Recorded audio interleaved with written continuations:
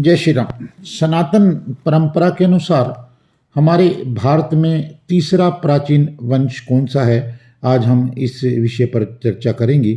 पहले हम दो वंशों पर चर्चा कर चुके हैं, तो आज की हमारी चर्चा रहेगी अत्रि वंश पर। ब्रह्मा के मानस पुत्र अत्रि से चंद्रवंश चला, यहाँ से ययाति कुल आरंभ हुआ।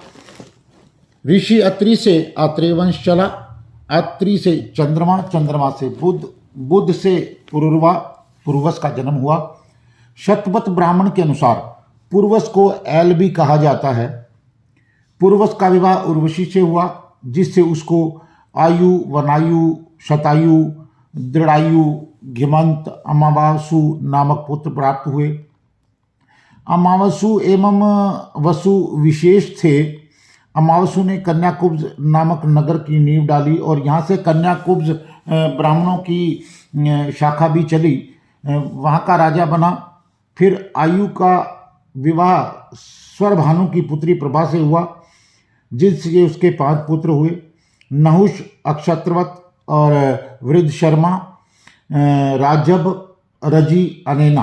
प्रथम नहुष का विवाह विरजा से हुआ, जिससे उनके पुत्र हुए ययाति, संयाति, अयाति, अयति और ध्रुव प्रमुख थे। इन पुत्रों में यति और ययाति प्रिय थे। अमावसु ने पृथक वंश चलाया, जिसमें क्रमशः 15 लोग हुए। इनमें कुशिक, कुशश, गाधी, ऋषि विश्वामित्र, मधु, छंदस आदि हुए। नय के पश्चात इस वंश का उल्लेख नहीं मिलता है। इस वंश में एक आजीमगढ़ राजा का उल्लेख मिलता है, जिससे आगे चलकर इस वंश का विस्तार हुआ था। अब ययाति प्रजापति ब्रह्मा की पीढ़ी में हुए थे। ययाति ने कई स्त्रियों से संबंध बनाए, इसलिए उनके कई पुत्र हुए थे, लेकिन उनकी 2 पत्नियां देवयानी और शर्मिष्ठा थी। देवयानी गुरु शुक्राचार्य की पुत्री थी, तो शर्मिष्ठा दैत्यराज वृषपर्वा की पुत्री थी। पहली पत्नी देवयानी के यदु और तुर्वसु नामक 2 पुत्र हुए। दूसरी शर्मिष्ठा से द्रुहु, पुरु तथा अनु हुए। ययाति की कुछ बेटियां भी थी, जिनमें से एक का नाम माधवी था। ययाति के 5 पुत्र थे, जिसमें पुरु, यदु, तुर्वस, अनु और द्रुहु थे। इन्हें वेदों में पंचनद कहा गया है।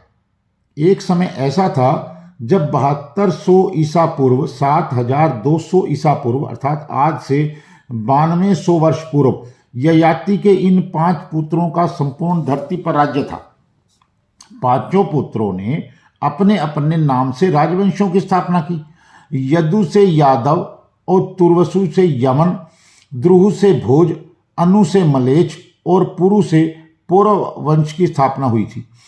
ययाति ने दक्षिण पूर्व दिशा में तुर्वसु को, पश्चिम में पंजाब से उत्तर प्रदेश तक के क्षेत्र को, पश्चिम में द्रुहु को, दक्षिण में यदु को और आज का जो सिंध गुजरात प्रांत है वो, और उत्तर में अनु को मांडलिक पद पर नियुक्त किया तथा पुरु को संपूर्ण भूमंडल राज्य पर अभिषिक्त कर स्वयंवन को चले गए। अब ययाति के राज्य का क्षेत्र अफगानिस्तान के हिंदू कुश से लेकर के असम तक और कश्मीर से लेकर कन्याकुमारी तक था। महाभारत के आदि पर्व 95 के अनुसार यदु और तुर्वसु मनु की 7वीं पीढ़ी में हुए थे। अब मनु, इला, पुरुरवा, आयु, नहुष, ययाति, यदु और तुर्वसु। महाभारत आदि पर्व 75-15/16 में यह भी लिखा है कि नाभ ने दिष्ट मनु का पुत्र और इला का भाई था। अब नाभा ने दिष्ट के पिता मनु ने इसे ऋग्वेद के 10म मंडल के सूक्त 61 और 62 का प्रचार करने के लिए कहा था। अब पुरु का वंश। पुरु वंश में कई प्रतापी राजा हुए। इनमें से एक थे भरत और सुदास। इसी वंश में शांतनु हुए, जिनके पुत्र भीष्म थे। अब पुरु के वंश में ही अर्जुन पुत्र अभिमन्यु हुए। इसी वंश में आगे चलकर परीक्षित हुए, जिनके पुत्र जन्मेजय थे। अब यदुवंश। यदु के कुल में भगवान कृष्ण हुए। यदु के 4 पुत्र थे। इनके नाम जो हैं इस प्रकार हैं कि सहस्त्रजीत, क्रोष्टा, नल और रिपु। सहस्त्रजीत में से शतजीत का जन्म हुआ। शतजीत के 3 पुत्र थे, महाय, वेणु है और हय। हय से धर्म, धर्म से नेत्र, नेत्र से कुंती, कुंती से सोहिजी और सोहिजी से महिष्मान और महिष्मान से भद्रसेन का जन्म हुआ। अब इसी में तुर्वसु का वंश आ जाता है। तुर्वसु के वंश में भोज हुए। ययाति के पुत्र तुर्वसु का वाहिनी, वाहिनी का भर्ग, भर्ग का भानुमान, भानुमान का त्रिभानु, त्रिभानु का उदार बुद्धि और करंदम, और करंदम का पुत्र हुआ मरुत। मरुत संतानहीन था, इसलिए उसने पुरुवंशी दुष्यंत को अपना पुत्र बना रखा था, परंतु दुष्यंत राज्य की कामना से अपने ही वंश में लौट गए। अब महाभारत के अनुसार ययाति पुत्र तुर्वसु के वंशज यमन थे। पहले ये अक्षत्रिय थे, लेकिन अक्षत्रिय कर्म छोड़ने के बाद इनकी गिनती जो शूद्रों में होने लगी। महाभारत युद्ध में ये कौरवों के साथ थे। इससे पूर्व दिग्विजय के समय नकुल और सहदेव ने इन्हें पराजित किया था। अब अनु का वंश आता है। अनु को ऋग्वेद में कहीं कहीं आणव भी कहा गया। कुछ इतिहासकारों के अनुसार यह कबीला पुरुषनी नदी, रावी नदी क्षेत्र में बसा हुआ था। आगे चलकर सोवीर, केकय और मद्र कबीले से इन्हीं आणवों से उत्पन्न हुए थे। अब अनु के पुत्र सभानर ने कालानल, कालानल से सर्जन्य, सर्जन्य से पुरुजन्य, पुरुजन्य से जन्मेजय। अब जन्मेजय से महाशाल, महाशाल से महामना का जन्म हुआ। महामना के 2 पुत्र उशीनर और तितुक्षु हुए। उशीनर के 5 पुत्र हुए, नृग, कृमि, नव, सुव्रत, शिवी, ओशीनर। इसमें से शिवी के 4 पुत्र हुए, केकय, मुद्रक, सुवीर, वृषाद्रक। महाभारत काल में इन चारों के नाम पर 4 जनपद बने हुए थे, 4 जिले थे। अब इसी में एक वंश आता है ध्रुव वंश।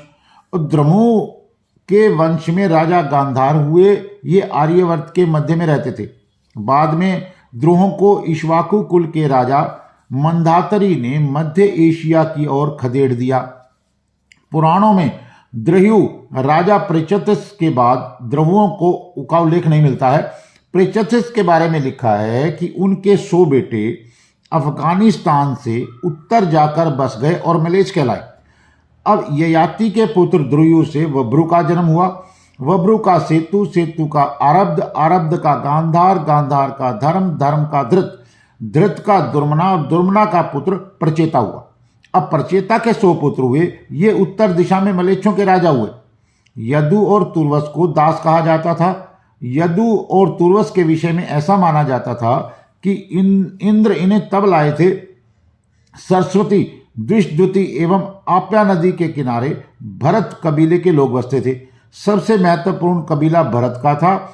इसके शासक वर्ग का नाम था त्रितत्सु। संभवतः सर्जन और कृवि कबीले भी इनसे संबंध थे। तुर्वस और द्रयु से ही यवन और मलेच्छों का वंश चला। इस तरह यह इतिहास सिद्ध है कि ब्रह्मा के एक पुत्र अत्रि के वंशजों ने ही यहूदी, यवन और पारसी धर्म की स्थापना की थी। इन्हीं में से ईसाई और इस्लाम धर्म का जन्म हुआ। तो माना जाता है कि यहूदियों के जो 12 कबीले थे उनका संबंध द्रुम से ही था। तो ये हमने आज वर्णन किया है तीसरे वंश का, जो इस सृष्टि के अंदर सनातन धर्म परंपरा के अनुसार तीसरा वंश है। ये वंश की खोज चैनल मैंने आरंभ किया है ताकि भारत की संस्कृति का प्रचार एवं प्रसार हो। तो आप सभी मेरे साथ इस अभियान में सहभागी बनें और वंश की खोज चैनल को लाइक करें, सब्सक्राइब करें, शेयर करें। जय श्री राम।